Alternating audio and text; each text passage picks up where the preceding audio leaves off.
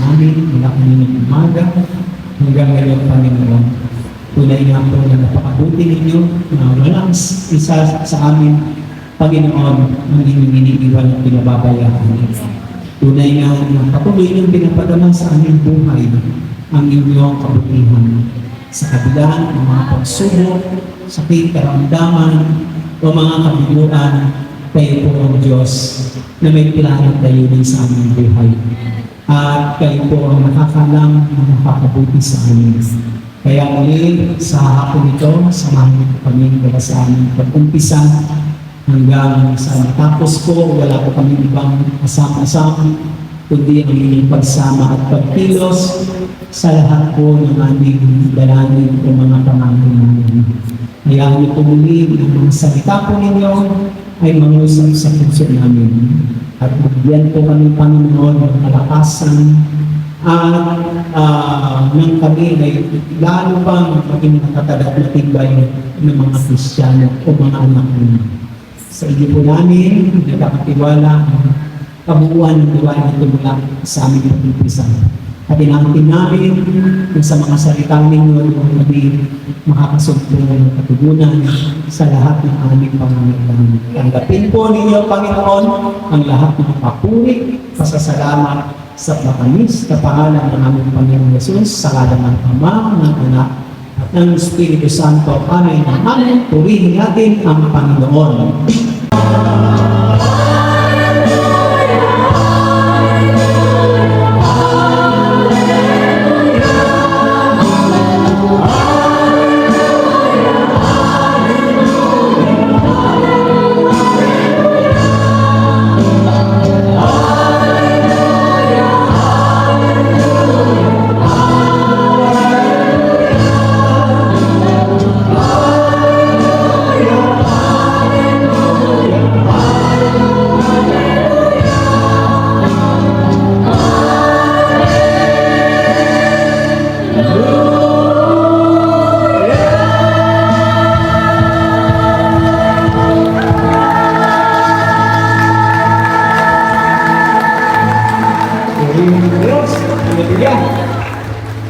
Okay, Lord. Siyempre, bago tayo magsimpo, atin muna ang babasahan itong mabuting balita ng ating Panginoon. Ang mabuting balita ng Panginoon ayon kay St. Luke or Luke chapter 5, beginning from verse 1 hanggang sa verse 7. Luke chapter 5, verse 1 to 7. Ganito ang sinasabi. Now, while the multitude pressed on him and heard the word of God, he was standing by the lake of Gennesaret.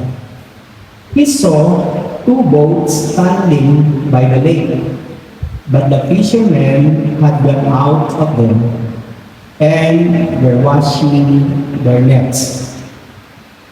He entered into one of the boats, which was Simon, and asked him to put out a little from the land.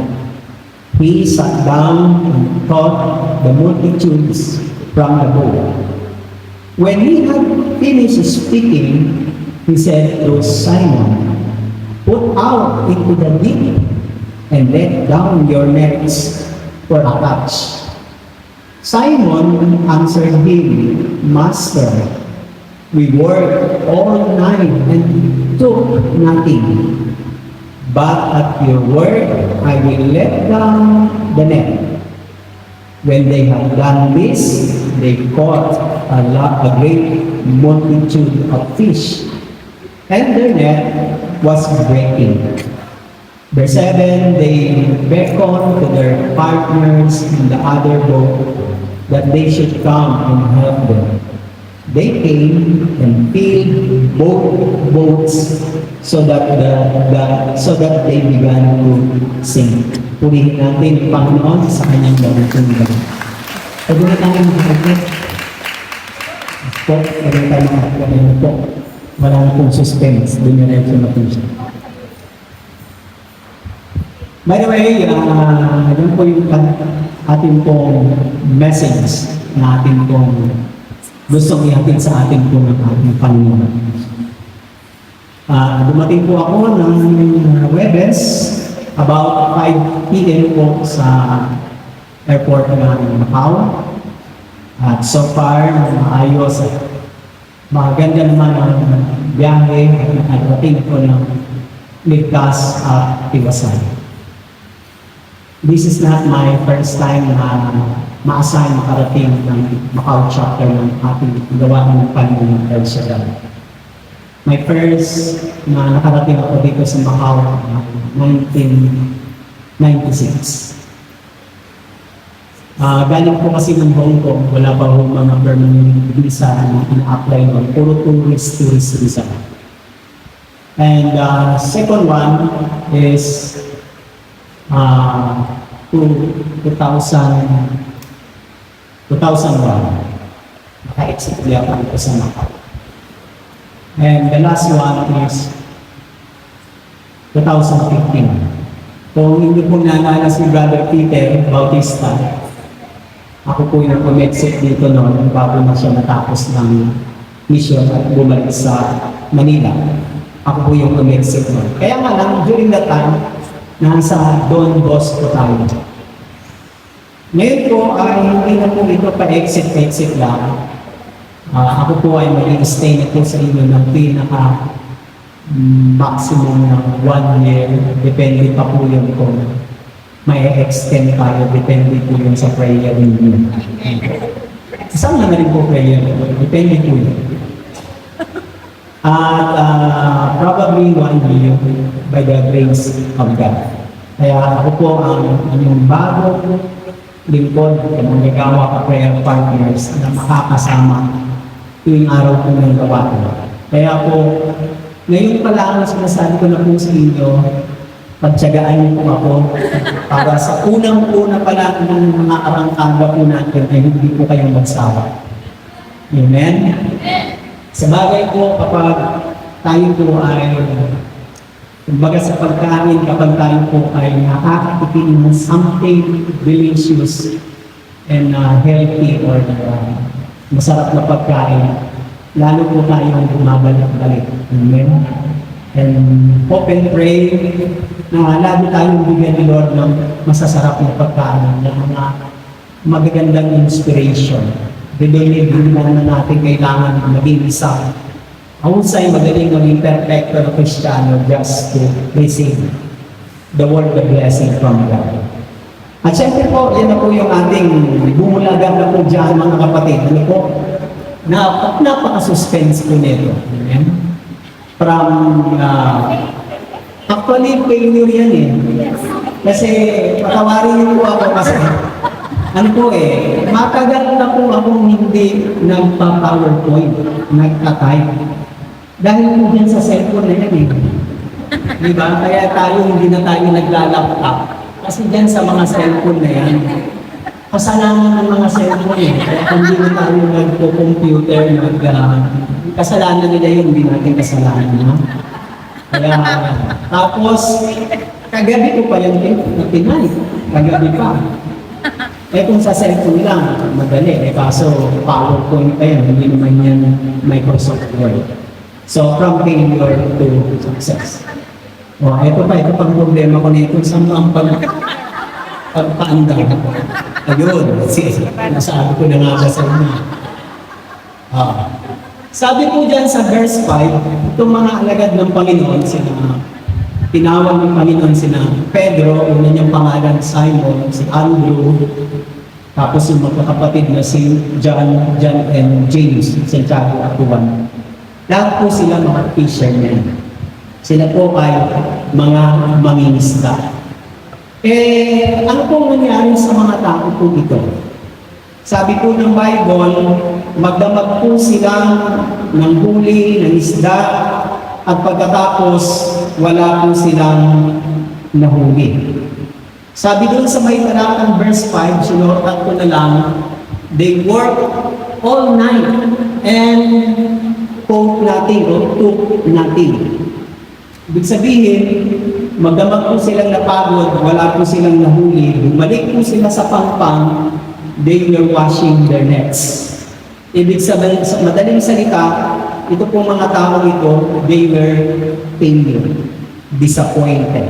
Failure and disappointed. Well, mga kapatid, everyone has experiences failure.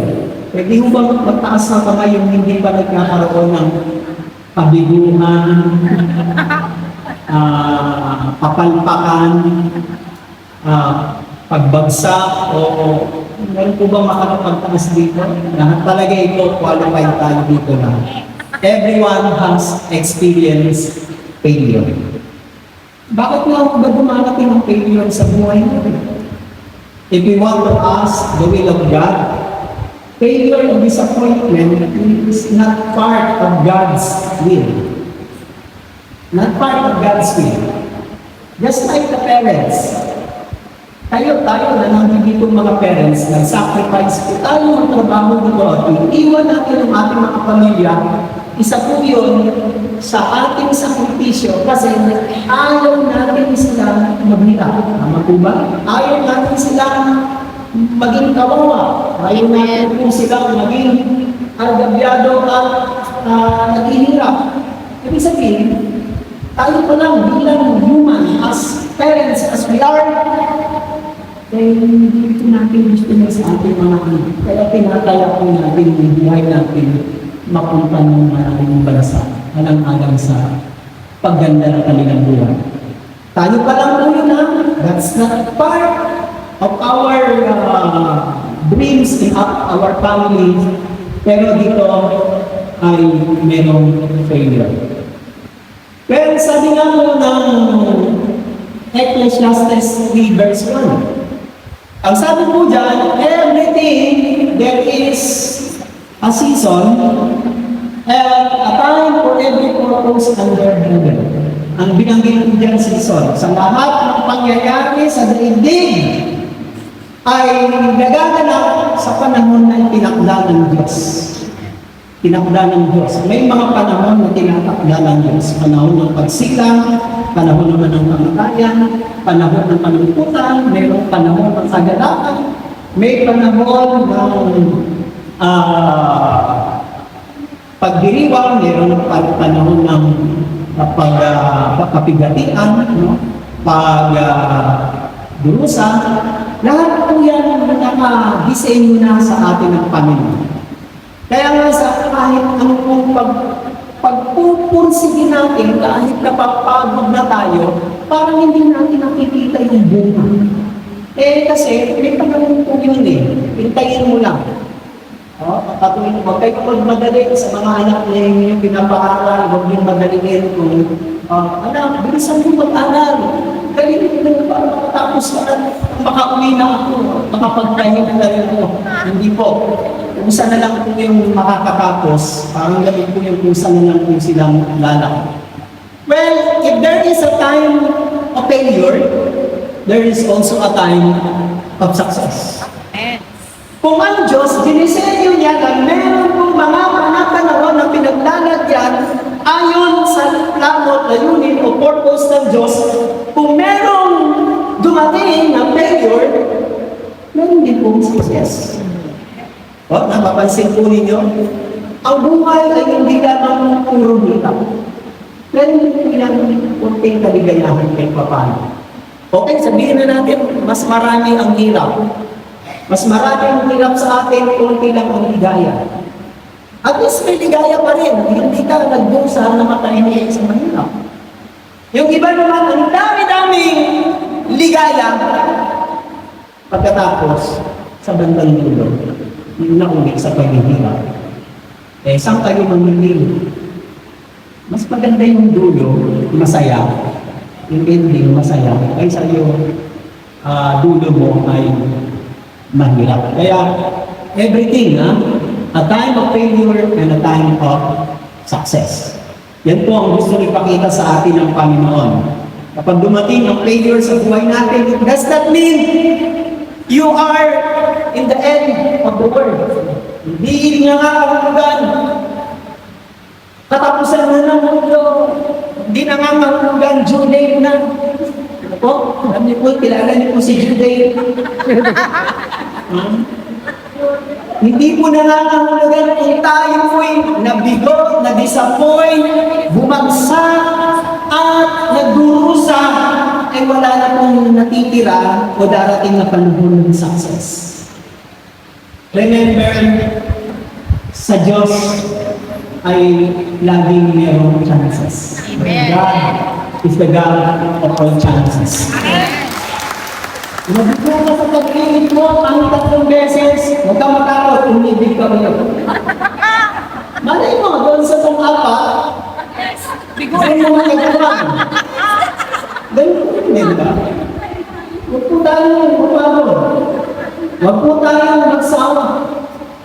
Kasi po, there is a time of success. Amen. Yung kung minsan yung mga pagkakataon sa buhay natin na isang hakbang mo na lang, nagsawa ka, natakot ka, na-discourage ka, matras ka na isang hakbang na lang yun. Who knows that? Wala namang nakakaalam nun. Pero kapag very perseverant, persistent ka, nagpe-persevere ka, then isang araw, mararating mo rin mo. Amen. Ika nga, pag matyaga ka, at matiisip ka, bibiyayaan mo ng Diyos. I-reward ka ng Diyos because there is a time for everything. Amen. Lahat yan yung pinakdato ng Diyos. Hindi po natin kayang baguhin. Dumarating mo. Katulad ngayon, inig pa. Pagpasok ng November, papasok tayo sa winter, diba? Yes. So, yun ang ibig sabihin po nito. Meron pong tinatawag na season, lahat na nilagay ng Diyos. Now, tingnan po natin ito. And how did they do to rebound from their failure? Paano po sila nakaalpas, nakatalon mula sa kalagayan na we worked all night and took nothing? Paano po sila nakawala doon? Paano sila nakaalis doon at naranasan po nila ang failure? Kukuha po ako ng practical step dito na pagkukunan po natin para magkaroon tayo ng inspiration dito sa mga manginis na ito, sa mga the first disciples na mga tinawag ni Jesus. How did they do to rebound from their failure? Unahin ko po. Verse 3. Unahin ko muna ito. Ano pong sabi diyan sa verse 3?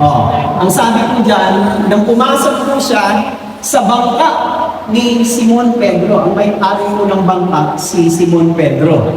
Hiniling niya kay Simon Pedro, kanyang hiniling kay Simon Pedro, yung may-ari ng bangka, na ilayo ng kaunti sa tabi. Bakit po ilayo ng kaunti sa tabi? Kasi yung mga tao ay very crowded, nahihirapan siyang makapagsalita sa mga tao along the shore. And the only remedy or solution para makapag-preach pa rin siya ng mabuting balita si Jesus, hiniram niya, kinausap niya si Simon Pedro na may-ari ng bangka, napasakayin siya at doon siya tatayo para magsalita. Yun pong settings po nun. Ilayo ng kaunti at naupo siya sa bangka and he sat down and taught the multitudes, the crowd, from the boat. Anong ibig pong sabihin nun? In-highlight ko na po siya ng red dahil yung red, yung word na sat down, dahil doon po kukuha nung step. First is, they welcome the presence of Jesus in their boat. Or they made Jesus to sit down at their boat, sa kanilang bangka. Ang may-ari po ng bangka ay si Simon Pedro. Hindi pa nila lubusang kilala si Jesus sa kanilang buhay. At dahil nakita sila ng Panginoon, galing po sila sa laot, magdamag. Ibig sabihin po, mula umaga hanggang gabi, umuwi ng umaga ulit, bumalik ng umaga. Wala po silang nahuli. Ibig sabihin, failed po sila, disappointed po sila, pagod pa. Wala silang nahuli. At ang sabi po ng Bible, they were washing their nets. Ang nahuli po nila mga basura ng dagat, yung mga seaweeds. Wala po, ni dilis, wala pong sumabit ni isa. Nakakahirap unawain. Isang napakagaling na mangingisda na fisherman, and yet yung isa walang nahuli kasi naguhugas na lang ng kanilang lambat. They were failure. Sabi mo gano'n. And then Jesus asked the boat. Hiniling ni Jesus ang kanilang bangka. Listen. Tingnan niyo po. Ang Panginoon ay hinihiling yung bangka ni Simon Pedro. Gusto ko pong i-spiritualize yung bangka. Ang bangka ay isang sasakyan din o vessels na pwede natin lulanan, sakyan. Imagine, saan pwedeng lumulan, umupo, sumakay ang Diyos sa buhay natin? Sa ulo, sa balikat, ulo, balikat, ulo. Saan? Sa kamay? Puso?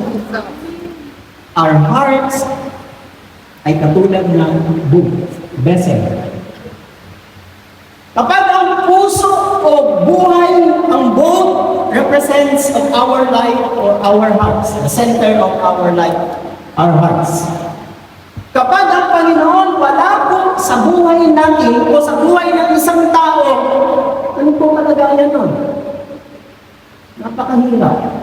Tayo na nga, i-compare nyo, tayo na nga na nasa atin na ang Panginoon, nahihirapan pa tayo. How much more a person without Jesus? Unahin nyo na, how would you compare that? Hirap. Ang hirap po ng ganun. Una po ay, paano binabalik ko? Babalik ko ha? They welcome.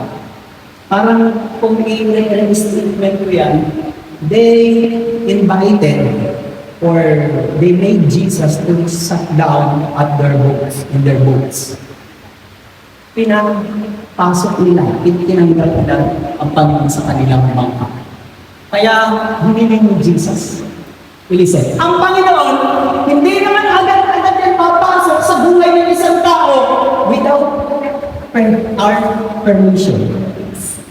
Kung ang Diyos gusto niyang pumasok sa buhay ng tao para baguhin ang isang tao, eh ba't di sana lahat ng tao nag-e-elsion yan?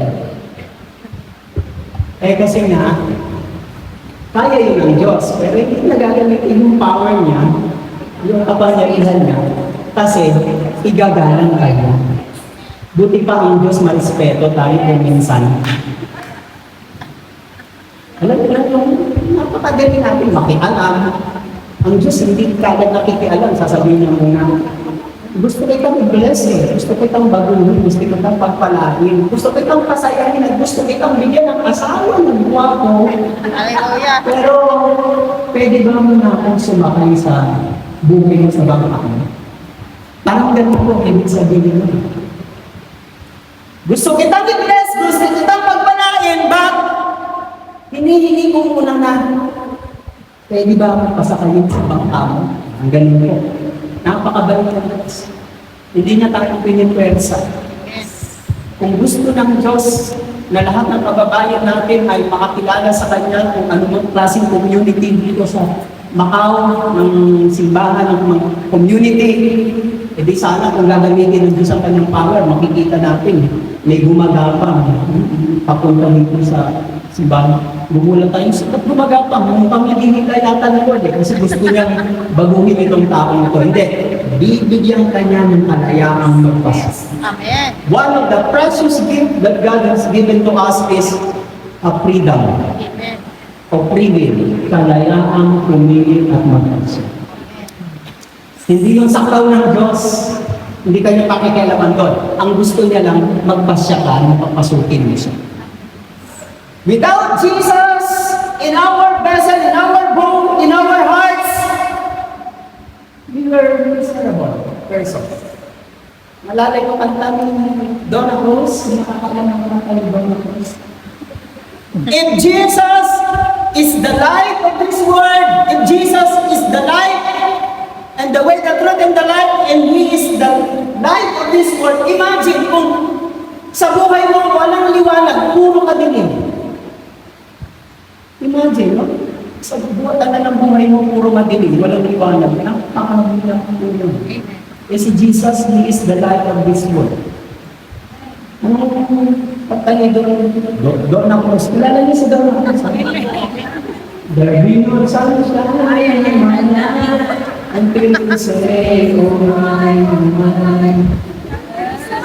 There's will be no sorrow, summer and no cold. There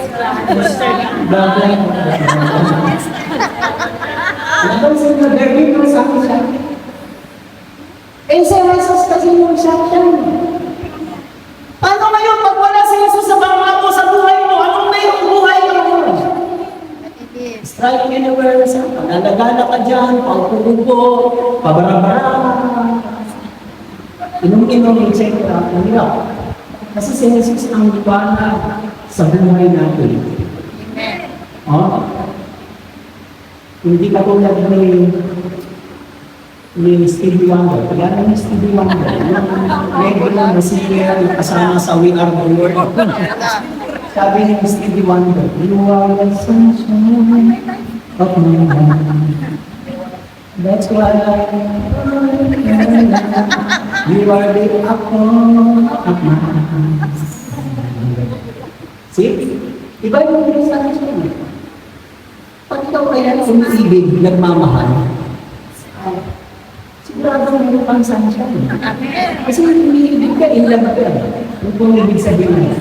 O tuloy ko yung ako ni Donna Cruz. Sabi ni Donna Cruz, there be no sunshine in my life. And you say, ano kaya, bakit? Maganda si Donna Cruz, maganda yung boses. Bakit kaya yung lyrics is, there be no sunshine? Tinuloy ko dun sa baba. Somebody owns your heart.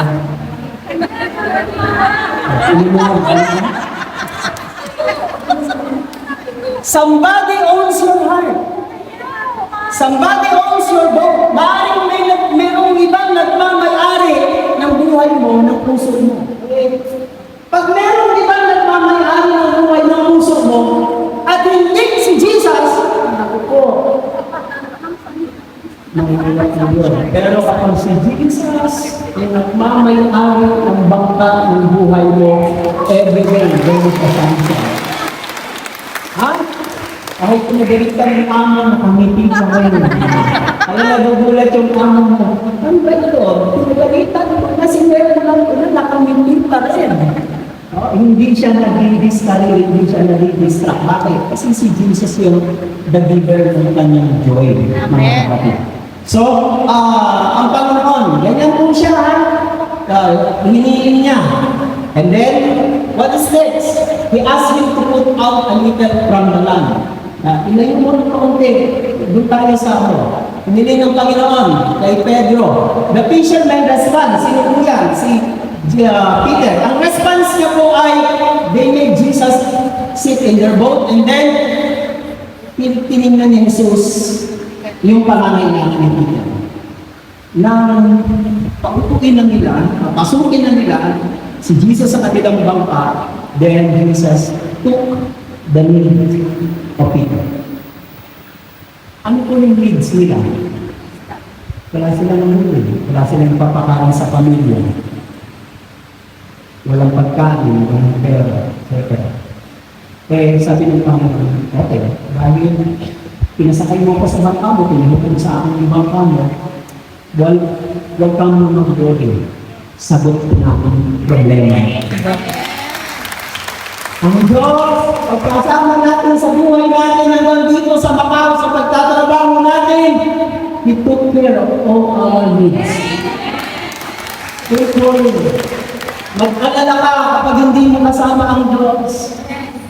Pero sa lahat ng mga anak niya na sinasabi kasama natin ang Diyos, hindi sinasabi na pagkasama natin ang Diyos, hindi tayo magkakaroon ng problema, ng sakit, ng kahirapan. Magkaiba yung kasama mo ang Diyos, kahit may problema ka, sa hindi mo kasama ang Diyos, may problema ka. Magkaiba po yun. What a great encouragement if you knew that God is with you in all circumstances or problem, mga kapatid. Ano ginawa nila? Pinagamit kasi nila yung kanilang bangka sa Panginoon. Binigay nila sa Panginoon. When he had finished speaking, pagkatapos niyang magsalita, ano yung challenge ng Panginoon sa kanila? O sige, pinasakay mo ako ha, tinanggap mo ako. Sa buhay mo, sa bangka mo, I am now part of your life, part of your, ng iyong bangka. Sige, pumalakot ka, put out into the deep. Ang encouragement niya is pumalakot at manghuli. Nakapansin niyo yan mga kapatid, yung salitang put out into the deep. A challenge. Pag tayo po ay nasa Panginoon na, ang challenge niya sa atin, dahil galing tayo sa problema, sakit, kahirapan, pagsubok, kabiguan, sina-challenge niya tayo, balik ka ulit sa dagat para manghuli. Go into the deep. Balik ka ulit. Ang mundo nagbibigay sa atin ng discouragement. Kaya marami sa atin, ayaw nang mag-try, ayaw nang maghuli, ayaw pang kumisabay, etc. Ayaw na. Bakit? Discouraged. But Jesus' encouragement, go into the deep. Ang buhay, hindi ka maglalago at hindi mo madidiscover ang iyong kakayanan at magagawa pa kung natatakot ka pumunta sa laot. Go into the deep. Sino po sa inyo ang nag-enjoy maligo sa mababaw? Nakakatuwa kung meron pa sa inyong maliligo sa beach, magdadala ka ng tao. So, ay hindi siya maliligo mo. At kung kayo po ay fisherman, wala pong nanguhuli ng isda sa mababaw. Ang mga isda ang doon sa mababaw. Yung puhuliin na blessing ng isda nandun sa malalim. Kaya sabi ni Jesus, go. And another one, let down your nets for a catch. Ihulog mo ang iyong lambat. Mayroon na silang karanasan eh. Sabi nila, galing pa kami doon nung Sabado pa. Nagdadala kami ng morning sa karanasan. Pero wala naman nangyari. Wala pa rin. Ubus na lang yung morning. Galing daw kami doon. See? Sabi ni Jesus, okay, sige, balik kayo sa laot, pagkatapos, hulog nyo ang inyong lambat. That's the two words of encouragement of Jesus. Huwag kayong matakot na makipagsapalaran because life is always has a risk. Merong nakuha nga sa Bacol, merong humingi sa akin yung counseling kasi tatay na siya ng coach sa restaurant. Tapos sabi niya, Brad, okay na po, pumunod na po ako, may mga tao na po ako, may hindi na ako magdala.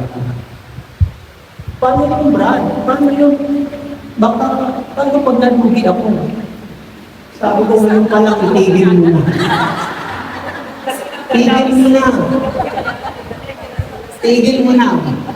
Meron pa mga sa akin ng advice, gusto niya pong mag-asawa. At kung gusto niya mag-asawa, ang problema, paano ba pag iniwan ako? Magmadre ka ng mga sinis. Huwag ka nang magplano na mag-asawa. Bakit? Ang totoo, ang buhay laging may reason. Pumunta ka dito sa Macau, may reason. Kaya dyan nararanasan ng ibang tao. Some of them, maliit lang ang race. Yung iba naman, pinagpala kasi reward na siguro. Blessing na ng Panginoon. Dahil tinansak nila ng Panginoon at sa mabuti ang kanilang kalooban. But the reality of life, pag gusto mong magpalao, just to experience the blessings, there is always risk. There is risk. Magnegosyo, mag-abroad, mag-asawa, ano ba? Basta mix. Kaya huwag matakot. Now, ang Panginoon, Ito po ang gustong sabihin sa kanilang mga mangingisda. Pinapasok niyo ako at pinagamit niyo sa akin ang buhay ninyo. Now, go and put the deep. Sige lang. Ha? Ang tawag po dyan yung sa mundo, yung mataas ang fighting spirit. Hindi po ba nakakahiya yung hindi nagsisimba, nag-e-el siya dahil ang lalakas ng fighting spirit.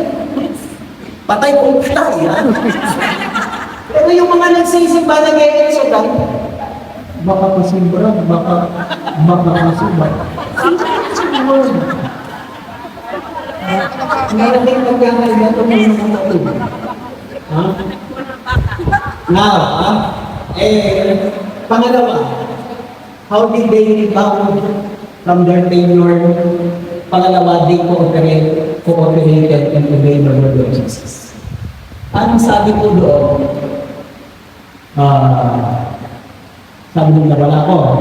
Sabi ko doon, sa my verse, dito sa my verse 4, sa verse 4. Pagkatapos ng magsalita, natinaliwanag niya, kung kami, gano'n kami ito, walang nanti. Kung malawat kayo at ihulog ang mga lambat, sumagot si Pedro sa verse 5, magdamag po kami napagod walang muli, ngunit dahil sa sinabi ninyo, ihuhulog po ang mga lambat. Ihuhulog po ang mga lambat. Saan ko ba nang ilagay yun? Ito na ang granaan ko ni Panginoon. But Peter obeyed. Sinunod niya ang sinabi pa rin. Dahil sa sinabi ninyo, Panginoon, sige, ipunta kami at inuhulog namin ang aming lambat. Kung minsan ang Panginoon, yung pinagagawa niya sa iyo ay contrary, kabaliktaran doon sa karanasan niya. Lahat po tayo may mga experiences and we learn alike from experiences, good and bad, ha? Doon tayo natututo, good and bad. That's all we learn from experiences. Diyan sa mga karanasan po natin na yan, mga kapatid, kung minsan, pag nakilala mo ang Panginoon, yung gusto niya namang ipagawa sa'yo ay kabaliktaran sa karanasan mo. Ang nag-uutos kay Peter ay si Jesus. Remember, si Jesus po ay isang carpenter, tama? Ang inuutosan niya ay mangingisda, tama po ba?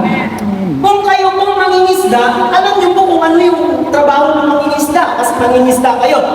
Kung ang uutos sa'yo para manghuli, dahil alam mo, mula ng hapon, wala kang huli, napagod ka, tapos yung pang-profession mo, fisherman, ang mag-uutos sa'yo ay hindi mangingisda, susunod ka hindi. Nagdudula ka, mga naman niya ako. Nangutusan ako, hindi naman niya yung experience, hindi niya naman yung trabaho. Ano po ang connection ng panday sa fisherman? Ang layo eh. Malayo. Ibang trabaho ng fisherman sa panday. Malayo. Ang nag-uutos ay panday, nag-uutosan ang fisherman. But Peter obeyed. Ang isa po sa buhay natin, kaya hindi po tayo pinagpapala ng Panginoon, kasi instead we obey, we argue. Sabi mo, patawarin mo yung mga nagpasala sa akin, nangutang sa akin, quits na yun. Patawarin ko, ibigin ko yung kaaway ko, mahulog ko ang aking kaaway. Ba't naman na gano'n yun? Mga kapatid, pinakanggalan yan sa buhay natin kapag may pinagagawa ang Diyos na mahirap sa akin. Instead we obey, we argue. Mga kapatid, wala pong pinagpatala sa reklamo. Amen. Ang isa po sa ayaw ko sa bansa po natin, napakadaming reklamo. Ha? Bakit? Konting problema lang sa gobyerno, Erga. Konting problema lang, rally. Ano gano'n? Dami reklamo to. Dito sa mga, hindi naman namadul mga tao dito. Ang pinapagtao ko lang, kapag makawakan natin sila sa pagiging reklamo doon. Joke lang ko yun, joke lang ko yun. No? Tingnan niyo po sa mga anak po ninyo, anak po natin. Sa mga anak na natin, kung malalaki na po sila, malalaman ninyo kung sino yung pinagpala ng Diyos at yung hindi pinagpala. Karamihan sa mga anak natin na laging nakikinig, sumusunod sa atin at ginagalang tayo, ang gaganda ng kalagayan nila. Yung mga anak natin na reklamador, nakawa tayo, Mama, bakit ako nagkaganito? Si Kuya, si Ate, maganda mga manager kita, ang ganda ng trabaho nila sa kantor, bakit ako ganito? Hindi lang masabi ng mama, parang kasi reklamador ka lang. Reklamador is katumbas ng disobedience. Kaya napakahirap. And Peter obeyed. Kasi ang point ko po dyan, mga kapatid, ang pinupunto ko po dyan is, ito pong word na ito, they cooperated and obeyed.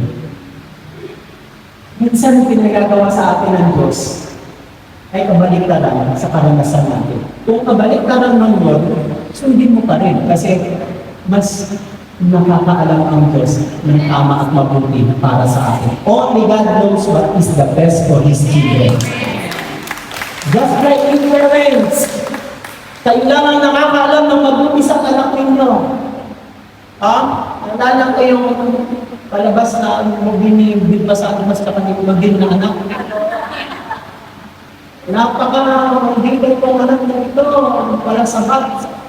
Iniwan daw sila na hindi niya maintindihan na kaya ginawa niyo ng kanyang nanay na nagpunta sa abroad ay para doon sa ikabubuti ng kanyang anak. Sacrifice na mga tawag sa ganun, mga kapatid. Because the mother or the parents, sila lang ang nakakaalam ng mabuti sa kanilang anak. Pangit pa ang pupuntahan nila ay mapangit. Only God knows what is the best for us. Kaya ang Panginoon, napakabuti niya sa atin, mga kapatid. No? Now, but Peter obeyed. But at your word, I will let down the nets.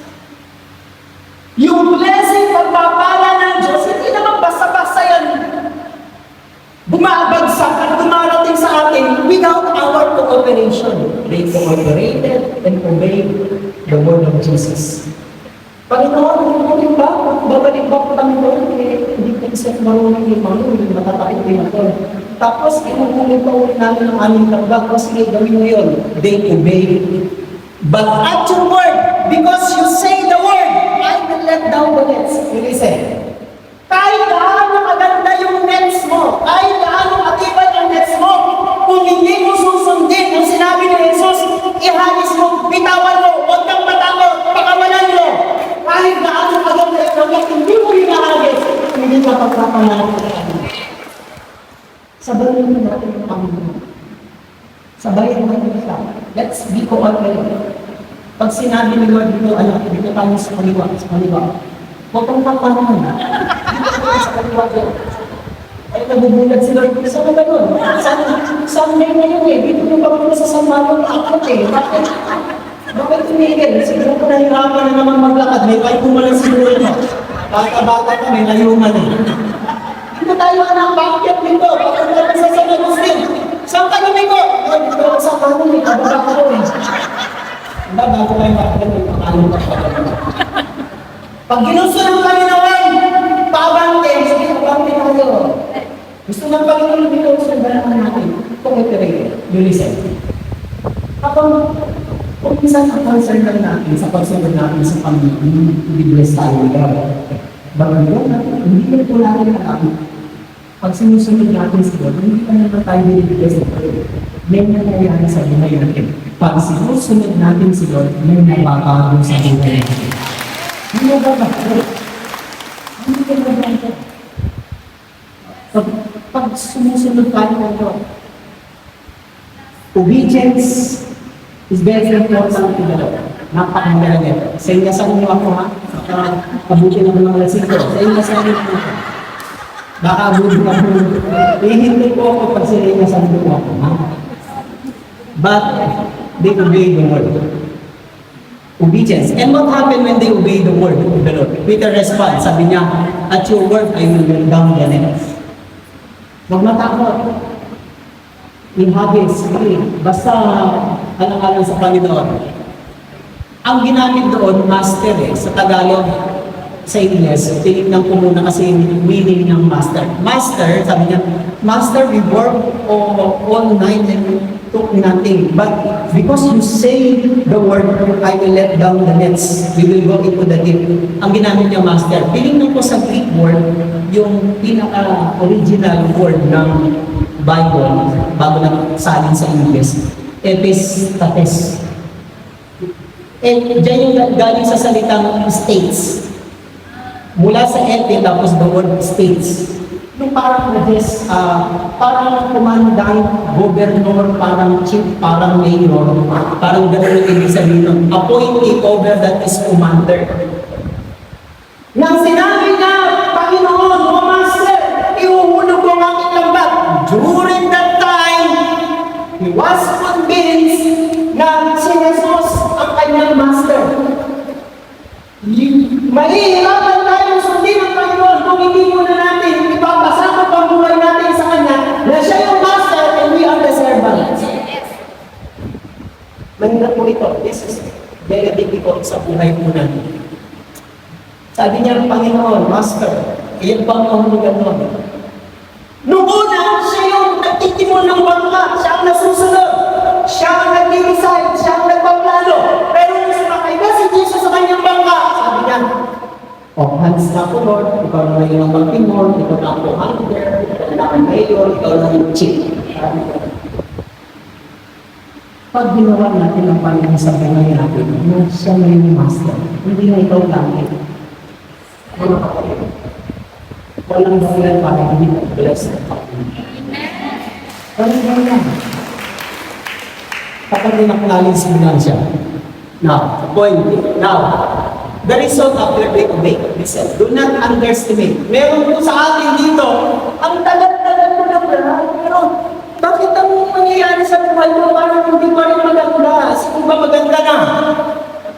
Mga kapatid, sabi naman sa inyo, there's a right time for everything. A failure and a success. Sometimes God tests your faith and motives. Parang ganito. Kung naunang motibo mo na, ay mag-i-excited ako para pagpalain ako. Eh tanong, paano ngayon kung hindi ka pagpalain? Tutuloy ka pa sa excited? Parang galing sa ilong mo rin. Mahirap yun. Pero kung ganito, sige Lord, kahit matagal akong pagpalain, kahit matagal ang basa, kayo pa rin ang master ko, hindi ako bibitaw sa inyo. Pwede kang i-test ng Diyos. Pwede nung paiksain ng Diyos kasi alam niya na ang motibo mo. Pero kung hindi tama ang motibo mo, i-test ka ng Diyos, baka pahabatin niya ang sabi niya. That's the motive of obedience. Mga kapatid, the result is they caught a great or large number of fish that their net was breaking. Result na ito ha! I-compare natin. Sa verse 2, naguhugas ng kanilang lambat. Bakit? Failure, disappointed, pagod, kuya, walang muli. Pagdating sa verse 6, pagkatapos silang going to the deep at inulog ulit ang kanilang lambat, inobey, sinunod si Jesus, what is the result? Magkabaliktad na. Naguhugas ng lambat, dito naman yung lambat masisina. Tandaan mo, pag nakikita mo Diyos na masunurin ka, hindi niya pwedeng balikin ang prinsipyo niya, ang salita niya, hindi ka pagpala. Lalakas doon, sulit ka ng sunod, tapos hindi ka naman yung pagpapalagi. Eh, hindi ka pa kung sinisundan mo. Hindi ganon. Nakita niyo, ang kanilang lambat ay para sa pagpapalagi. Ano nangyari? Hindi naman sila nagpalit ng bangka. Yung bangka na ginamit nila nang sila ay nag-pay is the same boat. Hindi naman sila nagpalit ng bangka. Malas tayo, bakit? Pwede ba kayo naman makimulis ka? Baka sakaling malapit sa inyo yung mga pating. Kayo muna. The same boat that they use and the same person na nangisda at hindi sila lumipat ng lake. The Lake of Galilee. Hindi nila sinabi, kasi itong dawa na ito, walang naman tayo na lipat maganda doon sa malapit sa Hongkong. Mas marami doon. Same boat, same person, fisherman, and same lake. What is the difference? Ang pagkakaiba is obedience. Ang Diyos, hindi niya babaliwalatin ang pagsagot natin. Sa una na may problema sila, walang huli, pero ngayon, may problema pa rin ba? Yes, may problema. Sinasisiga ang pera. Alam mo, nagpunta sa kukunan, nagulat po ako sa sarili ko, meron pa rin magandang problema. Ano naman ito? Meron pa rin magandang problema natin. They had the kind of problem. They had the good kind of problem. Ang pangit na problema ganito, mas na budget mo, wala ka ng pera, malayo pa ang sweldo, napapagod ka mo, pangit na problema yan. Mayroon ka mga dates na babayaran, wala kang pera, pangit na problema. Ito yung magandang problema. Pag marami kang pera, marami kang sweldo, hindi mo alam kung saan wallet mo ilalagay. Bakit ka napatawag? Problema ako eh. Bakit? Puno na kasi yung wallet ko. Puno na yung shoulder bag ko. Yung bulsa ko. Ano problema mo? Hindi mo alam kung saan ko ilalagay pera ko. Ang ganda ng problema mo. Kaya they had the good kind of problem. Imagine. Sarap naman ako sa neto. Hindi naman problema ka kung saan ko ilalagay yung mga blessing. Hindi yung saan ba yung blessing? Saan ba yun? Saan ba yung ayuda? Saan ba yung kailan? 8,000 na imbak. Nasaan ba yung kailan na yan? Pangit na problema. Pangit na problema ko. Imagine, ganun ako dito sa gawain dito. Alam niyo, hindi tayo katulad ng Hong Kong, Australia, America, Japan, na medyo mas, ano po sila sa atin, mas malalo. Sa atin, simple lang. Napakasimple ko lang. Saktong, may nakakain, may kumbayan tayo sa office, rental, bills, tubig, water, food allowance, transport, at yung mga pwede natin. Sakto lang. Imagine, may mga prayer meeting, gawain, na ina-announce ng mga council, ng mga coordinator sa probinsya. Mga kapatid, huwag po kayo makakalimot sinuporta. Tulungan po natin ang gawain ng Panginoon. Pangit na problema. Pero kung siguro mayroon isang council na mag-a-announce, ang sabi niya, mga kapatid, please lang po, wala mo na po magtatides. Wala mo na po magdadala ng mga sardinas, noodles, bigas, mantika sa office. Kasi punong-puno na po, hindi na po tayo makakapasok sa pintuan pala. Ang ganda ng problema. Napakagandang problema yon. Ganda ng problema. Sabi ng anak mo, Mama, Papa, ano, kamusta kayo nito? Pwede mo ba, ano nakalimot pa dala ng mga kamulis? Ay, nakalimaw namin lang kung saan lang kayo sa huwag na ko kayo magpapapakapackage sa mga sabon, mga ganyan. Nagtatain ako si Lola kasi yung milk na milk ba yan? Alay ng milk din. Pero, alam niyo, tawag sa inyo natin yung mga anak ko. Mama, please, wala nang budget, short ng kami. Wala na naman po kayo, hindi mo pa sweldo. Siyempre, matatarata ka. Hindi mo kayang tilisin yung mga anak mo, lalo ng parents mo kung kailangan ng gamot. Ano ko bang sabi nila? Ito na nila. Dami namin ng pera dito. Ano kaya gagawin mo dito sa mga? Magpapapits pa, magpapagana, magpapagana. Medic manager, pwede ka. Akala ko kasi, akala ko, lahat ng pag sinabi problema, lahat ay negative, hangin, gumaganda kasi ng problema. Pero dito, they have the good kind of man. Kung marinig ko sana yung announcement na yun dito, mga kapatid, please lang po Paalala lang po, walang matigas na ulo, huwag muna po kayo susuporta, magbibigay ng tithes na po kayo. Dahil doon pa lang sa hagdan, sa pintuan, papasok ng ating office ng flat, ang dami-dami na po yung blessing. Hindi na po natin kailangan upang gawin ang problema. Hallelujah. Amen? May taong ba kayo? Hindi po punuin ng Diyos ang iyong lambat na himuhin ang Diyos. You have to obey. When God says, go! When God says, get it! When God says, stop! When God says, do it! Sabihin mo, hindi mo maunawaan, dilig-dilig. Pag ang isang bagay na nalilito kang hindi mo maunawaan ang pinagagawa sa iyo ng Diyos, gawin mo ang hindi mo maunawaan ang Diyos na magpapaunawa sa iyo. Nasisira. And the last, ito pinaka-last step ko. They share what they owe in others. Look at the verse 7.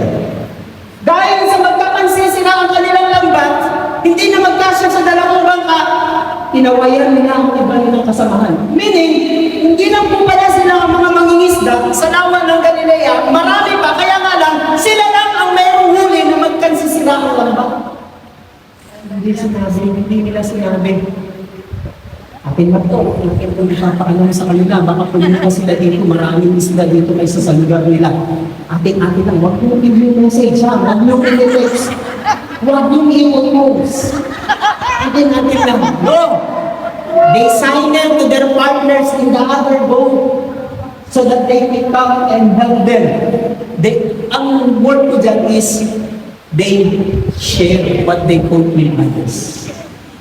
Mga kapatid, how people respond to success. Paano ba tumutugon ng isang tao sa isang tagumpay is one individual nagpapakita ng ng kanilang totoong karakter. How do you know a person is success? Malalaman ng mga taong successful sa mata ng Diyos, hindi po sila saking marami at papagpinag. Ako na gagawa ng tanong ninyo para ngayong hapon. Ang tanong para ganito is, the question is, bakit kaya may mga tao pinapayaman ng Diyos? Nakita niyo. Hope and pray na isa kayo doon, ha? Isa tayo. Bakit kaya? At may mga tao pinapayaman siya. Kung kayo ang Diyos, kung meron bang gusto yung pagpalaan, kayamanin, ang gusto mo bang intention mo? Saksak mo yan sa baga mo, ha? Saksak mo yan sa baga mo. Palagay ko, kaya na binibless ng isang tao, pagpalaan siya. Para mag-share.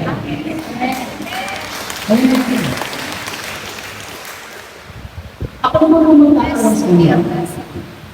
How do you feel in spite of your sickness, your trials, your problem, pero pinapasaya ka rin doon, pinagpapala ka rin, hindi ka rin pinababayaan magluto. In spite of that situation, how do you feel? Paano na itong nararamdaman mo sa tuwing nakakatulong ka sa iba? Hallelujah! Alam niyo kung mayayaman pag nababawasan sila ng $20, $50 kasi mamot sila.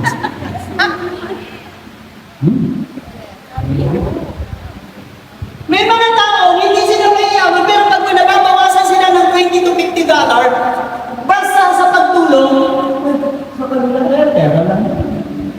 Makikita ko rin yun. Pero yung mayayaman, masakit, napakasakit. Alam niyo ba, according to the survey, ang pinaka malulungkot na tao sa buong mundo ay ang mga tao sakin. Sakin. Yung iniisip nila yung puro sa kanya. Mawa ko naman ako. Mahalin mo naman ako. Pinipigihin mo naman ako. Pagbigyan mo naman ako. Lulungkot ka pag ganun, gusto mo sabihin. Believe me, malulungkot yung mga tao. Alam niyo, ako rin ang sabi niya, yung mga tao yung masasaya, laging natutupad, ay yung mga tao hindi tinitingin ang kanilang sarili, kundi tinitingin nila yung pangangailangan ng kapakanan nila. Ano yung masasaya? Sila ang masasaya. Kapag ang buhay natin laging kakabili, papasok, buhay ka. Hindi kasi gano'n yung sarili ng Diyos. Subukan mo kumain ng kumain, walang ganito. Kailangan na ng palabas yun. Di po ba? Yes. Nilikha tayo po ng Diyos. We are God's channel of blessings. Nakakaliya. Pinayaman sila ng Diyos, pero hindi naman nila nakita ang nalingay ng Diyos. Tayo naman nakano rin, sabi ko, pag ako lang pinayaman talaga niya. Mga problema nyo, wala na yun. Basta ako lang pinayaman nyo. Ang ganda na, di ba? E kaso lang pinayaman.